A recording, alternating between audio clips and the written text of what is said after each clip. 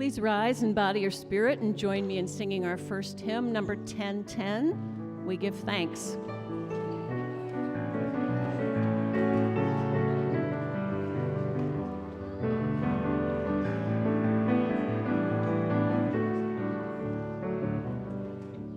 Oh, we give thanks for this precious day, for all gathered here and this far away, for this time we share with love and care. Oh, we give thanks for this precious day. Oh, we give thanks for this precious day, for all gathered here and those far away, for this time we share with love and care. Oh, we give thanks for this precious day. Please be seated. Good morning. I am already grateful just to see you on this rainy holiday Sunday. I'm so glad to see you here. Welcome to the Eno River Unitarian Universalist Fellowship, or ERUUF as we like to say. I'm Reverend Jacqueline Brett, the lead minister here, and whoever you are, wherever you come from, whatever your race, your gender identity, whomever you love, and wherever you are on your spiritual journey, we welcome you here to create beloved community with us. And if you are visiting with us today, we invite you to rise in body or spirit so that we might give you an ERUUF welcome. And also for those of you online, put your name in the chat. Welcome, welcome. It is so good to see all of you this morning. Now, before I forget, there is one message I need to make sure to say, is that our children, with the exception of those who are nursery age, will remain in the sanctuary today. For those of you who, are we having inquiries today? Is that? And so there is no, we usually have a class for visitors and newcomers, and that is taking a holiday break, and we'll be back next week. We always have a lot going on here at ERUUF, and this week, the Denominational Affairs team is holding its last class or meeting for those of you who want to weigh in about Article 2 or any other of the important issues being discussed at our General Assembly in June. And so if you'd like to be part of that, it's going to be on Zoom on May 31st. And if you go to eNews, you'll find out how to register so that you can get the link to the Zoom. The other thing is that if you are interested in being a GA delegate, a delegate to our General Assembly that takes place in June, you can still do so. You can also go onto eNews and find out how to do that. There are opportunities where you can stay right here in Durham at home and still be a delegate, because now these things are multi-platform. So if you're interested, anyone who's a member here can apply to do that. So now would be a great time to turn off or down or put on vibrate mode your devices. Our guest musicians this morning are the shape note shifters. You can come into place. And so let us all center ourselves into this time and this place. And let us all together take a deep breath in and let it out. And let us begin our service.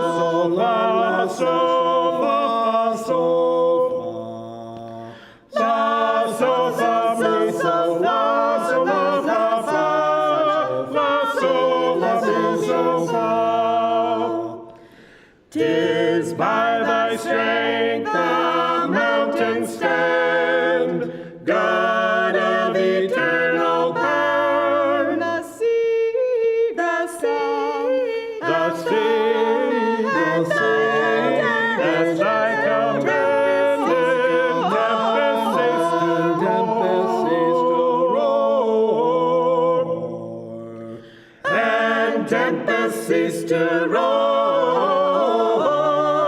and tempests cease to roar. The seagrass sings, The seagulls sing, and thy commanded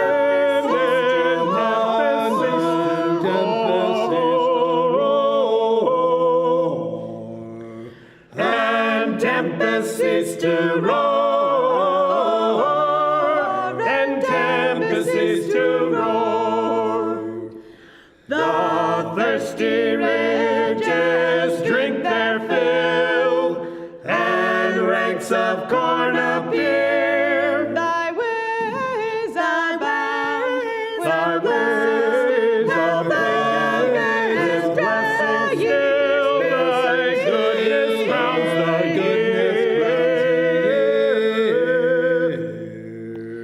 Thy goodness crowns the year. Thy goodness crowns the year.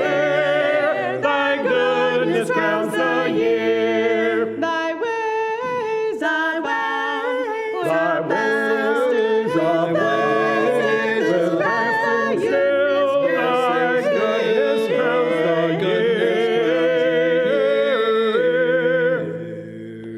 Thy goodness crowns the year. Thy goodness crowns the year.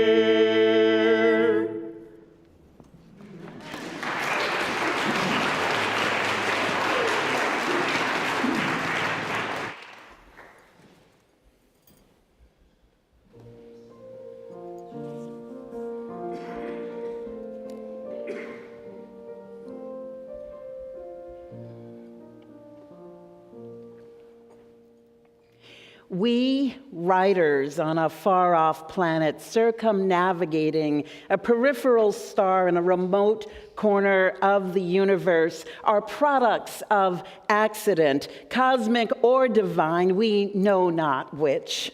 It is by the barest chance we live at all. Existence for us is on the margins of possibility. We are lucky to be alive, fortunate to be here, and our continued life on a cosmic speck is contingent. Yet here we are celebrating the mystery of being, breathing in air that just keeps us alive, ingesting food that keeps us in the land of the living. What are we to do with this miracle while it is ours? What will we make of this creation we cannot comprehend, but in whose beauty we live, fragile and delicate creatures who have become resilient and at times courageous? Shall we not praise this cosmic accident, give thanks, live as though we understand the good fortune that is ours? Shall we not rise up and cast our eyes to the furthest star, listen for the music of the spheres in which we whirl, gather our siblings together with us in joy?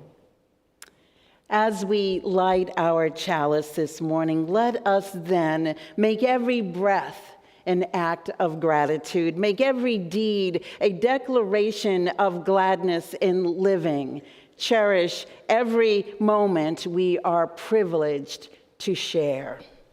And now we are invited to share in singing together hymn number 123, Spirit of Life. The words will appear on the screen or can be found in the gray hymnal, and Claudia will lead us.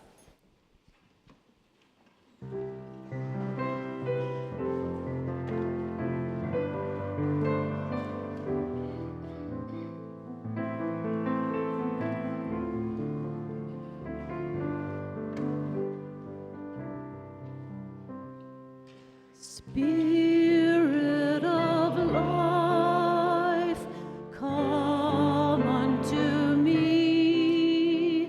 Sing in my heart all the stirrings of compassion. Blow in the wind, rise in the sea, move in the hand, giving life the shape of justice. Roots hold me close, we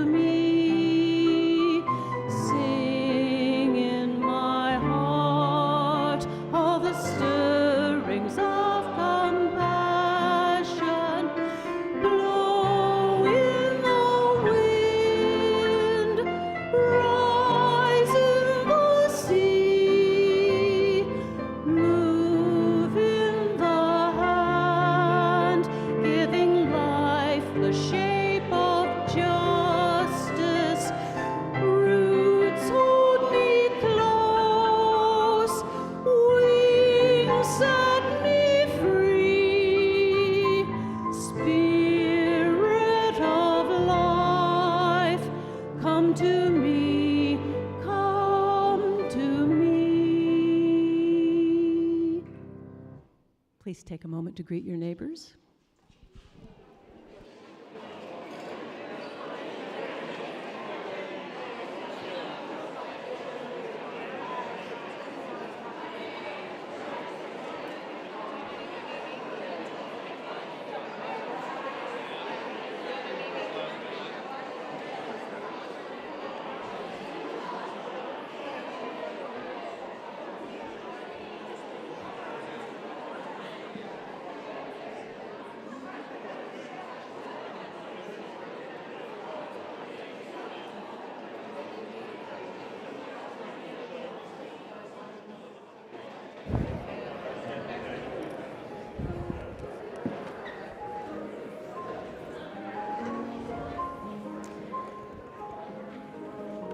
Good morning, everybody. Anybody who would like to, come on down. I know there aren't many young people here today, but anybody who would like to could come down here. Come on down. Look, here's a friend. Come on down. All right. Hi. So some of you know me. I'm Pam. And we are going to read a story today that's called Grow Grateful. All right. Here's a child who says, I'm Kiko.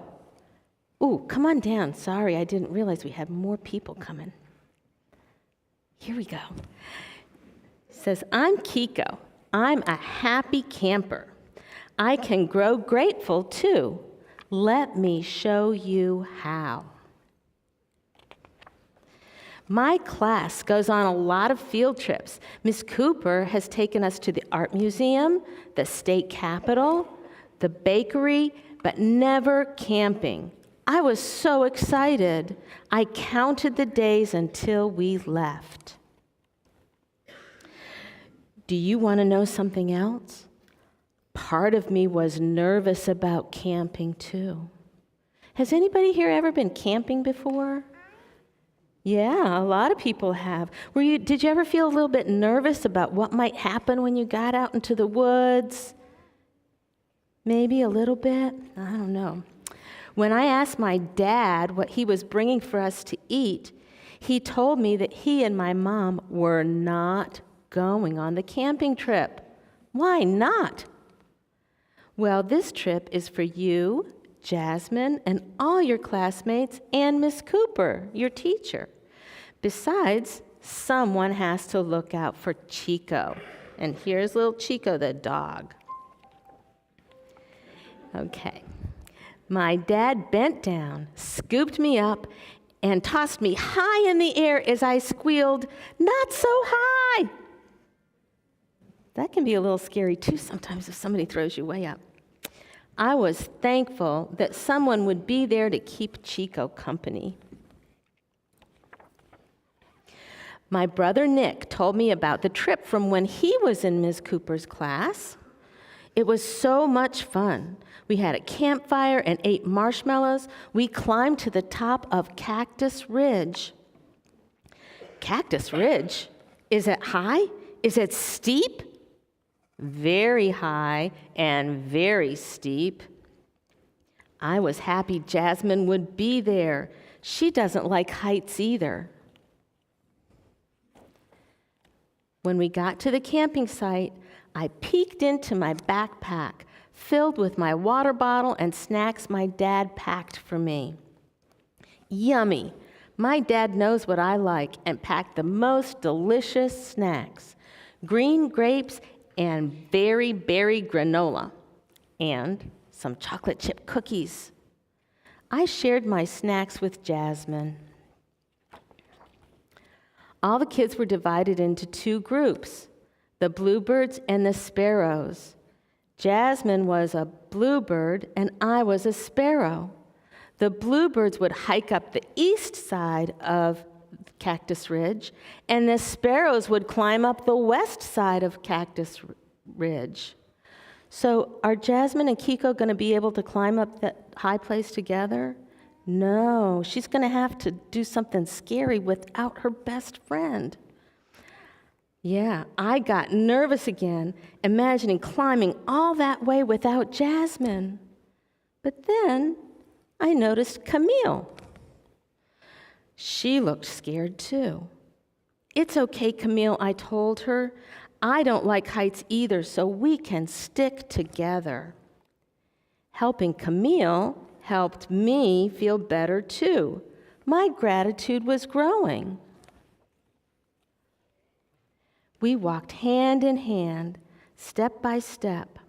At one point, I tried to touch the soft flower petal of a prickly pear and felt a sharp pain in my finger. Miss Cooper removed the cactus spine from my finger with her tweezers. I was so relieved that she was there to help me.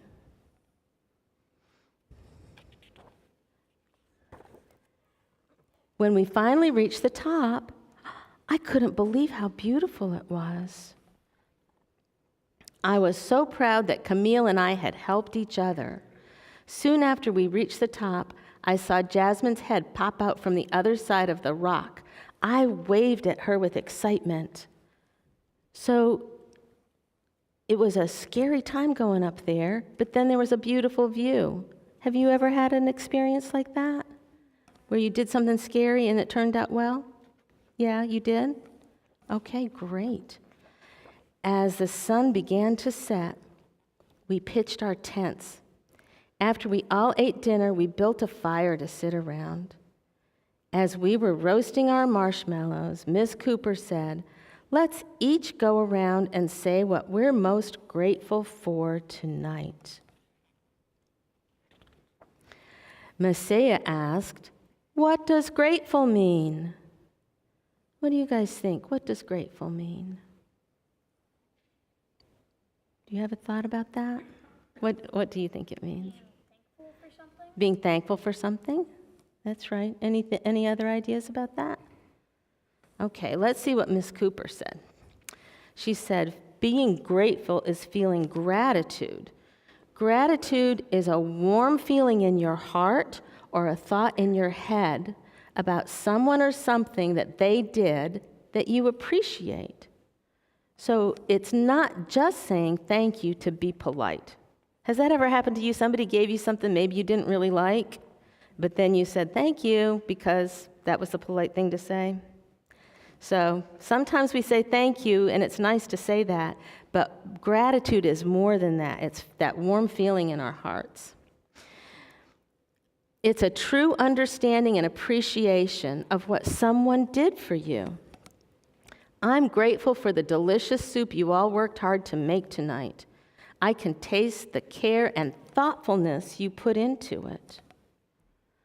I felt proud and happy that Ms. Cooper had noticed, thinking about what I had contributed to the soup. Everyone was grateful for different things. Emma for the colorful sunset over the mountains. Margaret for the care package her parents sent for us. Mosiah for the gorgeous hawk that had circled over his head. Jasmine for the toasted marshmallows. Camille for a friend to keep her company along the steep ridge. And who was her friend? Who was Camille's friend? It was Kiko, right? So what are some of the things that you might feel grateful for?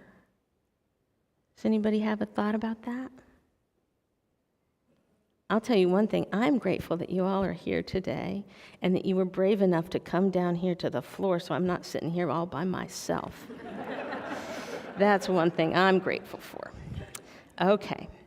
That night, as I fell asleep, I thought about my parents and how nice it was that they sent me on this trip. I thought about Camille and Jasmine and Ms. Cooper. The super steep ridge, the beautiful view, and the warm campfire. I felt happy in my heart, just like Ms. Cooper said. I had gratitude. When I got home, I was so happy to see Chico and my family. I told them all about the trip and how grateful I was for the experience. Dad was so happy to see me that he whisked me up in the air above his head, but this time I wasn't so scared. How do you grow grateful? So, what were some of the things that Kika was grateful for in this story? Yes. Having a friend, that's a good thing. What else? Maybe the beautiful nature all around her? Does anybody want to share one thing that you do that might make you feel grateful? No? Okay. Well, you know what? I think that some of the things that make us feel grateful are things that people do for us, and some of the things that make us feel grateful are things that we do for other people. And now, today, we don't have Ari, so go back and find your parents, and you'll get to stay with us for the rest of the service.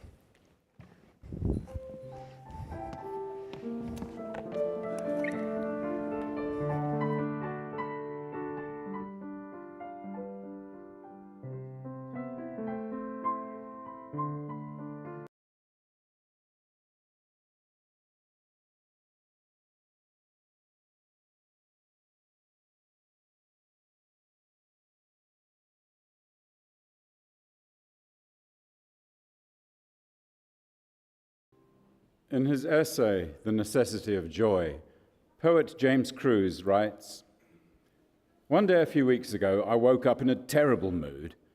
I've always been a morning person, relishing those early hours when the world is still asleep, before emails, texts, and the rest of my distractions take over.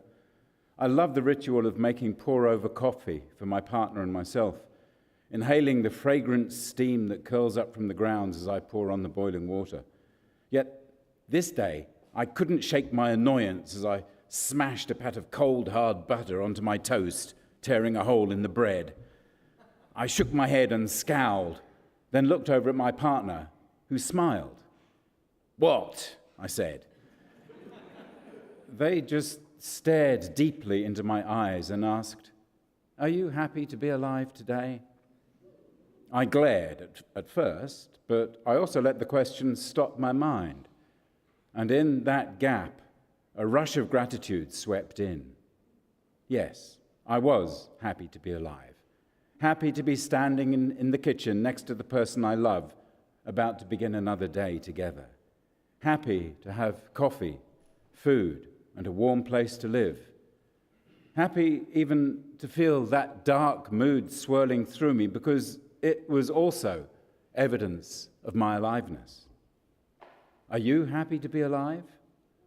As Brother David Steindl-Rast, the founder of a network for grateful living, has famously pointed out, in daily life, we must see that it is not happiness that makes us grateful, it is gratefulness that makes us happy. Paying attention to our lives is the first step toward gratitude and hope, the kind of mindfulness that is the gateway to a fuller, more sustainable happiness that can be called joy.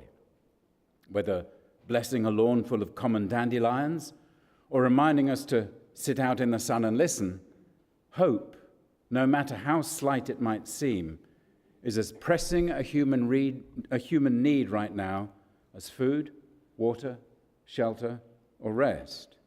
We may survive without it, but we cannot thrive. During these uncertain times, we've become all too familiar with the despair filling the airwaves and crowding our social media feeds, leading to what psychologists now call empathy or compassion fatigue, whereby we grow numb and disconnected from the suffering of others.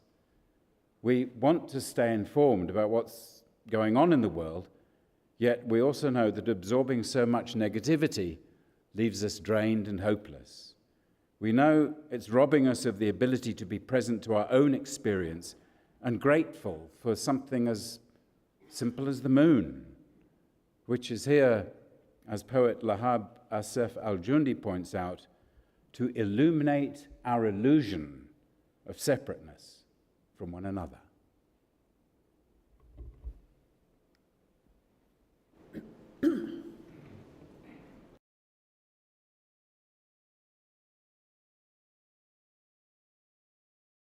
I'm troubled. Lord, I'm Troubled here below. but When I get up in the kingdom, I won't be troubled no more. I wonder where's my mother. Lord, I Wonder where she's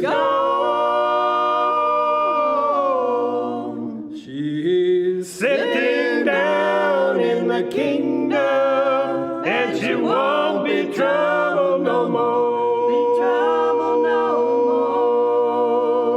Troubled, Lord, I'm troubled. Lord, I'm Troubled here below. but When I get up in the kingdom, I won't be troubled no more. I wonder where's my father. Lord, I Wonder where he's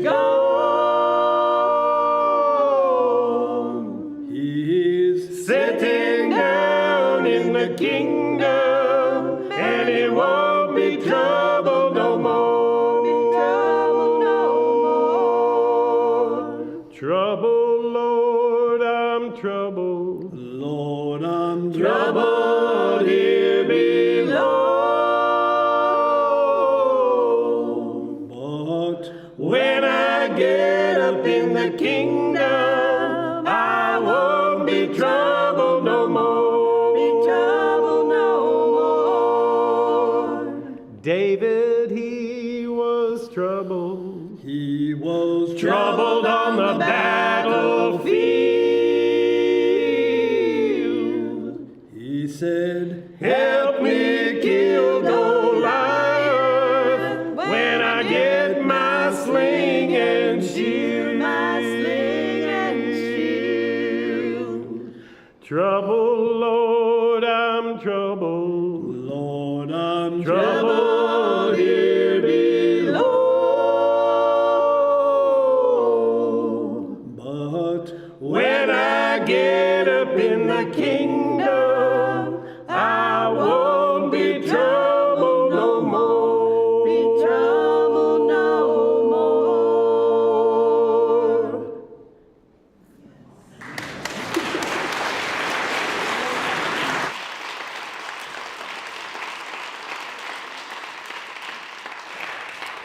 Wow, thank you for that. You know, you all reminded me of, wow, it really hit something here. You reminded me of going to visit my grandmother when I was a child and being back in the woods and at their church.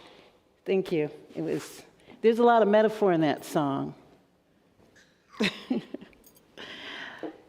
It is a significant belief in Buddhism that we humans each hold 10,000 joys and 10,000 sorrows. The numbers are but a metaphor, of course, a way of acknowledging that a fundamental aspect of being human is that sometimes we will be happy and sometimes we will be sad. Thankfully, the teaching in Buddhism is that neither joy nor sorrow is permanent, and it is possible to find a middle way that acknowledges the existence of both in our lives. As Simon just shared, there is a necessity for joy, and it is certainly much nicer to awaken in the morning with our attention upon some joy in being alive. And it would seem obvious and easy to cultivate gratitude for that which brings us joy, happiness, and delight. And yet, we forget or ignore these as we easily take these things for granted. But since it is also a part of the human experience to be visited by sorrow or trouble, as the shape note shifters have also just shared, how and where might we locate our gratitude then? Is it even possible? And if it is, why would we try? Is to do so mere engagement in a spiritual bypass, the attempt to negate the truth of what is with a superficial spiritual practice in hopes of making ourselves or perhaps someone else to feel better. Even though if we were to do so, it might not begin to touch upon the depth of the ache, the fear, the anxiousness, the need, or very real concern we might feel for ourselves, that we might feel for those we love, or for our world, and the potential actions we might take to make the source of the troubles different, if we are able to do so. And yet, gratitude is itself an action, and a profound and powerful one when we encounter it in more than just a superficial way. We can locate ourselves in the midst of our depths that can ultimately transform us beyond that which we might have considered or even thought possible, in ways that hold meaning, in ways that make a difference, not only for ourselves, but also for others that we are in relationship with. Because gratitude is ultimately about relationship. While in prison for resisting Hitler, the German pastor and theologian Dietrich Bonhoeffer, who was an avowed enemy of the Nazis, wrote that in normal life, one is not at all aware that we always receive infinitely more than we give, and that gratitude is what enriches life. One easily overestimates the importance of one's own acts and deeds compared with what we become only through other people. Nearly 80 years after his death at age 39, Bonhoeffer has left today's theologians with the gift of inspiring insight through his writings, which continue to resonate in its liberatory theology. We have for once learned to see the great events of world history from below, he wrote, from the perspectives of the outcasts, the suspects, the maltreated, the powerless, the oppressed, the reviled, in short, from the perspective of those who suffer. All this while imprisoned. Transformative gratitude in the midst of his depths. American religion writer Diana Butler Bass writes that gratefulness does not acquiesce to evil, it resists evil. It undoes evil by tunneling under its foundations of anger, resentment, and greed. Gratitude strengthens our character and moral resolve, giving each of us the possibility of living peaceably and justly. It untwists our knotted hearts, waking us to a new sense of who we are as individuals and in community. In 2014, University of California at Berkeley's Greater Good Science Center launched a multi-year project called Expanding the Science and Practice of Gratitude that involved researchers from around the country. They reported that through this work, the discovery was made that gratitude can have a transformative impact on individuals and on families, neighborhoods, schools, workplaces, and perhaps even nations. And studies consistently found that people who practice gratitude report fewer symptoms of illness, including depression, and had more optimism and happiness. The old French proverb says that gratitude is the memory of the heart. And sociologist George Simmel once said, it is the moral memory of mankind, which is precisely how researchers believe gratitude may have evolved, through the creation of stronger relationships by strengthening bonds between members of the same species who mutually helped each other out. And while some humans, especially in our Western culture, might prefer to hold a worldview of self-sufficiency and individualism, that we should all pull ourselves up by our bootstraps, this suggestion ranges from being a myth at best to blatantly untruthful at worst, because no one is wholly self-made. Researchers report that gratitude implies a certain level of humility, a recognition that we could not be who we are or where we are in life without the contributions of others. How many family members, friends, strangers, and all those who have come before us have made our daily lives easier and our existence freer, more comfortable, and even possible. This, depending upon one's cultural and social location, is both relative and also quite eye-opening to consider. Scientists are also now telling us that we overlook gratitude at our own emotional and psychological peril. So how might we practice it then? Let's first make sure that we're describing the same thing.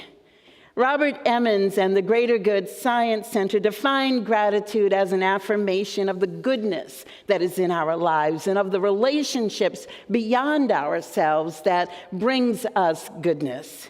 Emmons says that true gratitude happens when we acknowledge that others have helped us achieve the goodness that is in our lives. And once we begin to recognize how our lives have been supported and affirmed by others, it actually transforms the way we see ourselves and our experience of the world around us. And I suggest that this would include how we're supported by all other beings, including our planet, in addition to human beings. But Christy Nelson, ambassador for Grateful Living for the organization of the same name, which was founded by Benedictine monk David Steindl-Rast, makes a distinction between gratitude and gratefulness. Gratefulness is gratitude for life.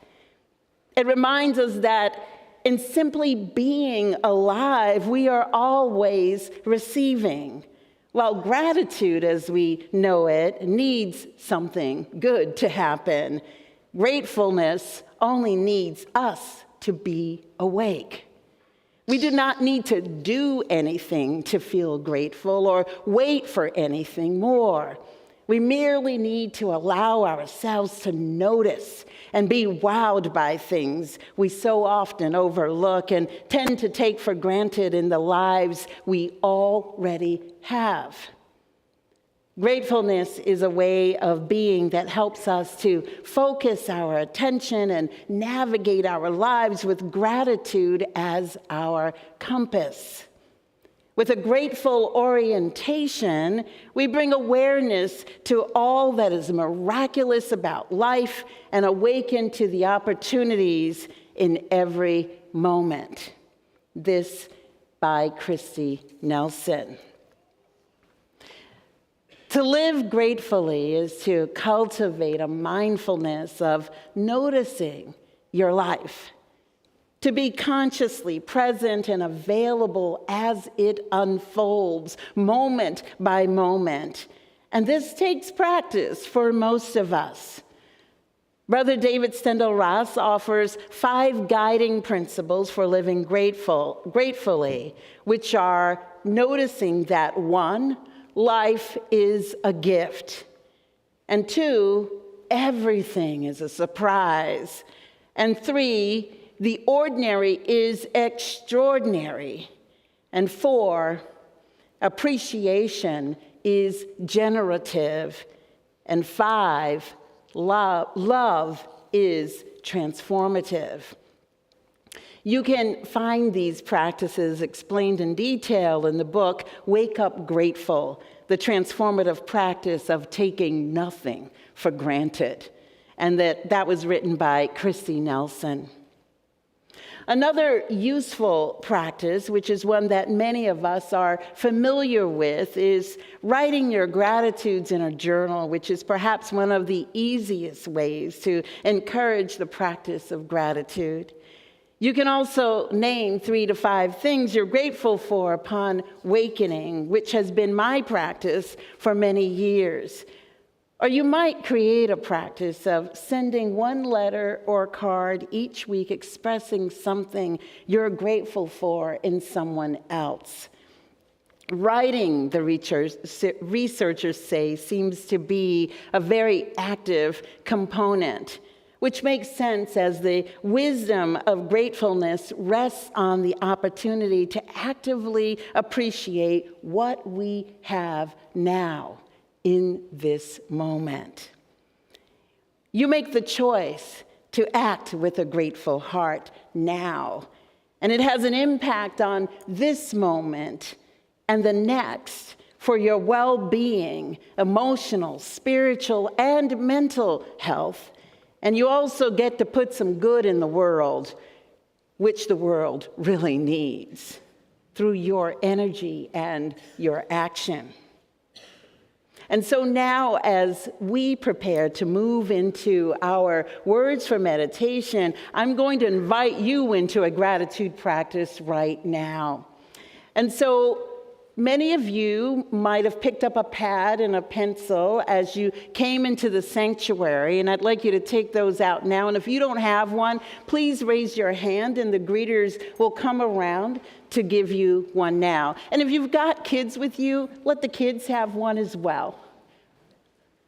Let all of our kiddos be able to practice gratitude as well.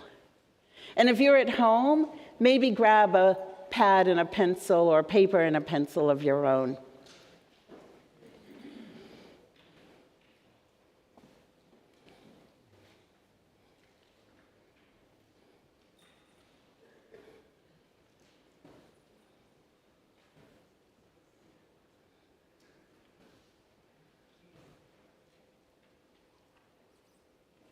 I think we have one more right here.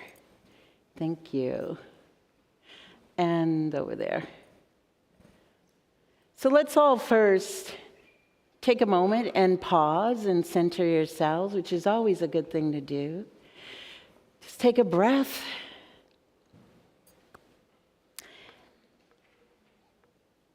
And then notice and appreciate at least 3 things you can already be grateful for and write them down. Maybe 4 things, maybe 5 things, and Kate will play as we do this.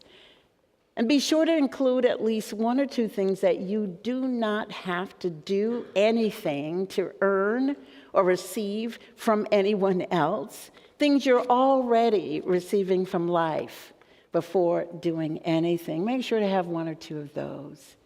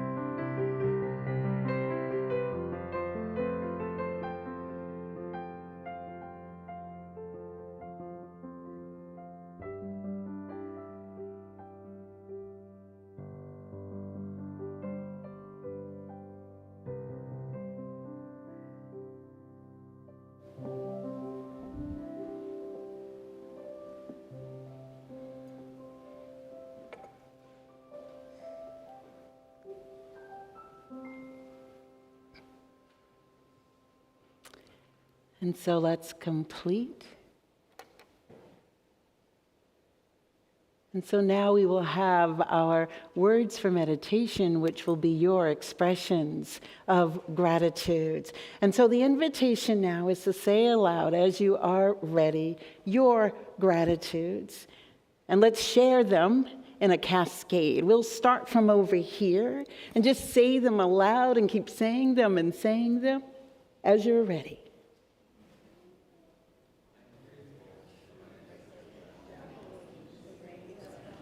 Here.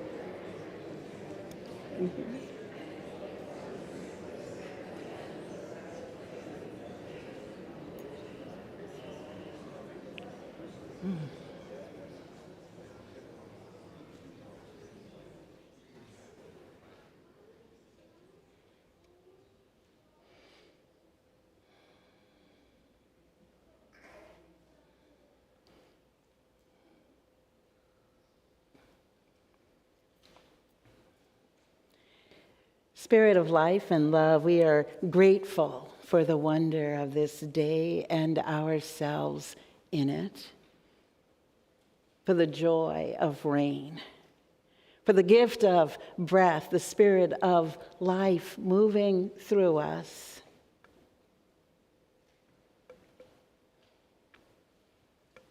We hold in our hearts this morning all who are suffering and all who are rejoicing, all people the world over who are living with the effects of war, injustice of any kind, and the negative impacts of climate change. We hold those in our state of North Carolina who are deeply impacted by the effects of state legislation. May those who have need for safety, health, and bodily care receive what they most need. In this community, we hold in our hearts all who suffer illness or other needs, and that they receive what they most need. And we join with those who are rejoicing with many gratitudes in the gladness of their hearts from graduations, from marriages, births, and celebrations of all kinds. And we sit for a moment in the silence of all these things, our gratitudes and also our sorrows.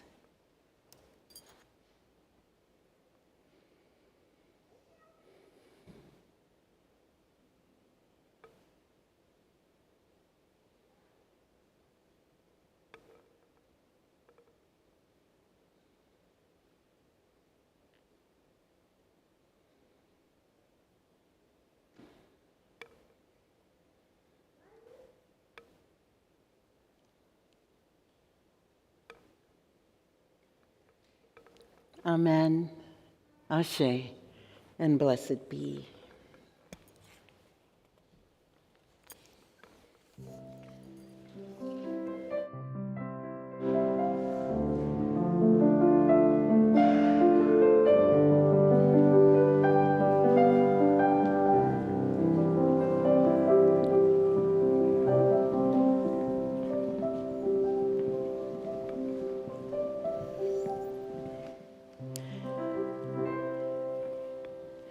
we weave the fabric of beloved community as we draw our circle wider and commit ourselves to offering what we can through our time, our talent, and our treasure, given as we cultivate hearts of generosity toward our mission, our vision, and our work in the world.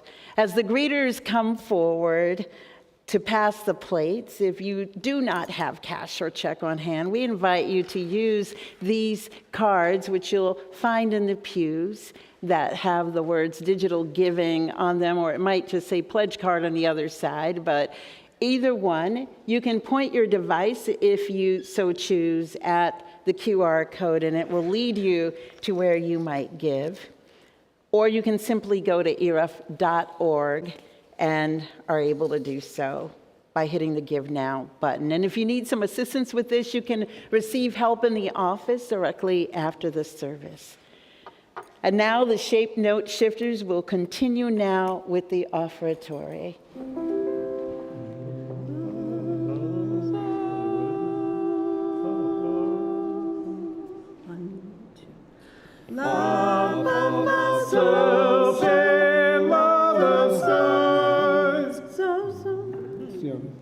I didn't get it right. No. All right. You do it again.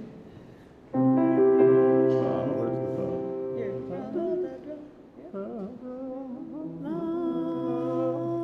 One, two.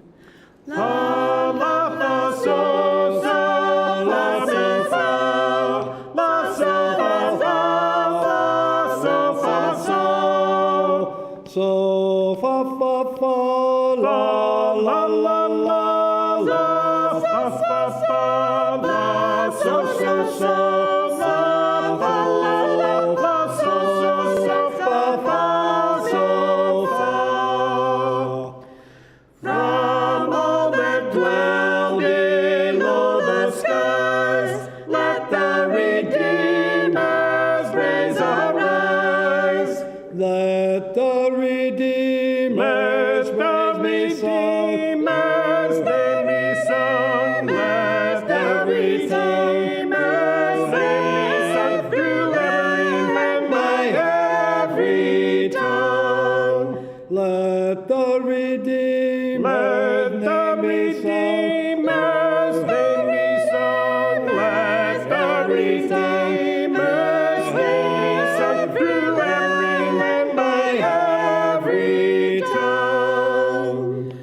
Let every creature rise and sing peculiar honors to our King. Angels descend with song again. With songs again. Angels descend with songs again. And earth repeat the long amen.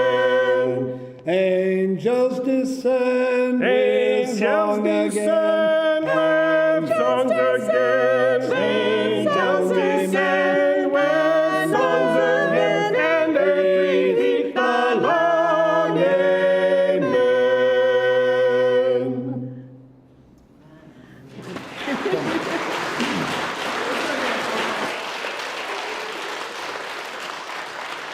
And so we give thanks for all the blessings, all of the things that we might be grateful for in this beloved community. The gift of music today. Thank you so much for your music. And I will say, yes. And they have an encore that they're going to perform after the closing words. So hang around so that you can hear that after the closing words. And so I will turn it over to you, Claudia. Please rise in body or spirit and join us in singing hymn number 128.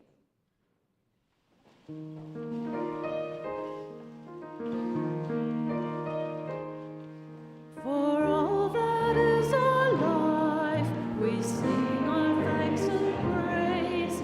For all life is a gift, which we are called to use to build the common good and make our own days glad.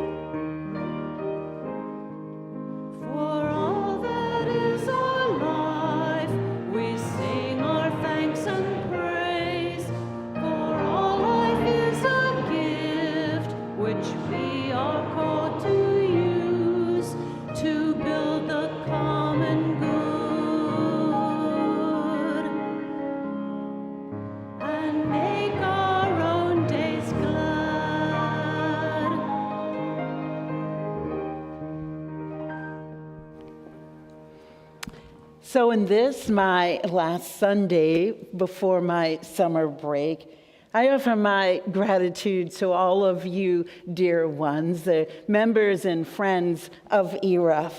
I am grateful for the welcome I received at the start of this new ministry year.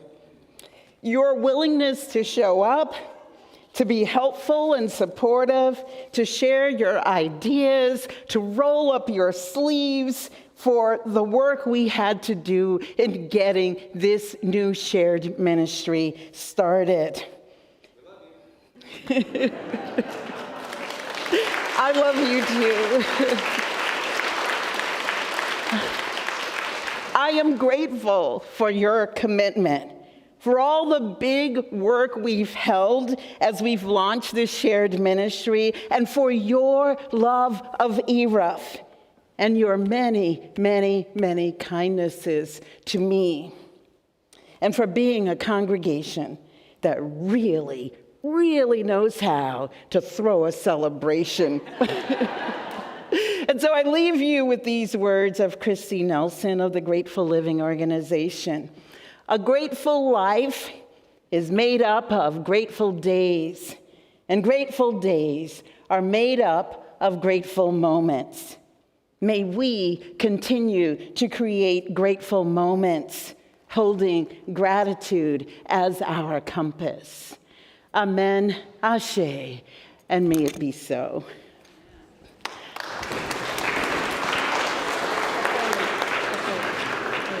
So very briefly, we earlier did two shape note hymns, which are an early American form of hymn singing. Originally a teaching method. Not sure that's still the case, but the sings sure are fun. And we also did a song, an African American spiritual, which was really developed and maintained through enslaved peoples. And we are going to now do a song which borrowed heavily from both of those traditions. This is a bluegrass song, a bluegrass gospel song called Prayer Bell from Heaven.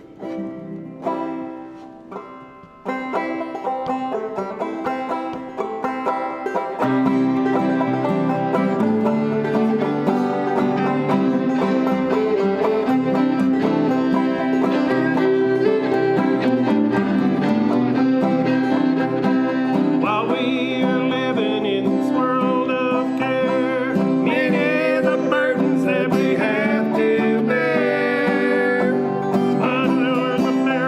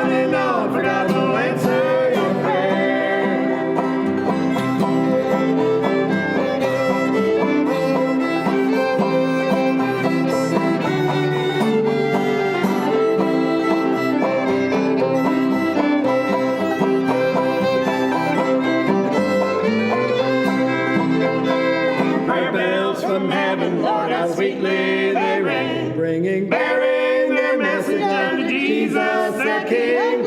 When you are burdened down with troubles and care, ring on and on, for God will answer your